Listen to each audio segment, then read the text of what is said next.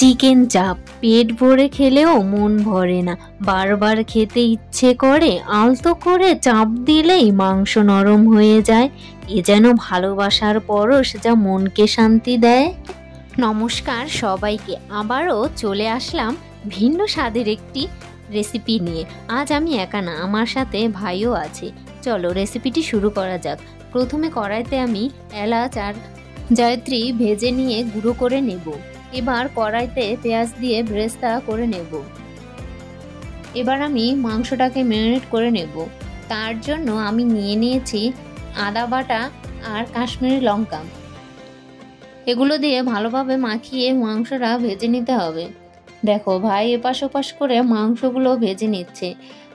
আমি ওপাশে কাজু বাদাম, পোস্ত আর পেস্তাগুলো পেস্ট করে নেব। আজ ভাইকে রান্নার দায়িত্ব দিয়ে দিয়েছি, দেখি কেমন হয় খেতে। মনে হচ্ছে ভালোই হবে খেতে। দেখো চিকেনগুলোকে ভাই উঠিয়ে নিচ্ছে। এবার কড়াইতে যে তেল ছিল তার মধ্যে দিয়ে দিয়েছি আদা রসুন বাটা আর দিয়ে দিয়েছি কাঁচা লঙ্কা। এবার দিয়ে দেব হলুদ, টক দই, দিয়ে দেব সেই পেস্টটা, কাজু বাদাম, পোস্ত আর ব্রেস্তার গুঁড়ো করে রাখা সেই মশলাটাও দিয়ে দেব। এবার ভালোভাবে কষিয়ে নিতে হবে। দেখো ভাই এমনভাবে কষাচ্ছে মনে হচ্ছে যুদ্ধ করছে। এবার দিয়ে দেব জল। আমরা আগেই পরিমাণ মতো লবণ দিয়ে দিয়েছি।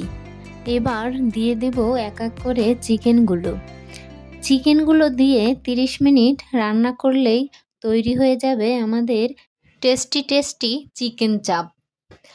ভিডিওটি ভালো লাগলে অবশ্যই লাইক, কমেন্ট, শেয়ার এবং সাবস্ক্রাইব করতে একদম ভুলবেন না। আপনারা বাড়িতে একবার হলেও অবশ্যই ট্রাই করবেন। সবশেষে আমি দিয়ে দিচ্ছি ব্রেস্তা দিয়ে একটু নেড়ে চেড়ে নামিয়ে নিলেই একদম রেডি। খেতে কিন্তু অনেক টেস্টি হয়েছিল।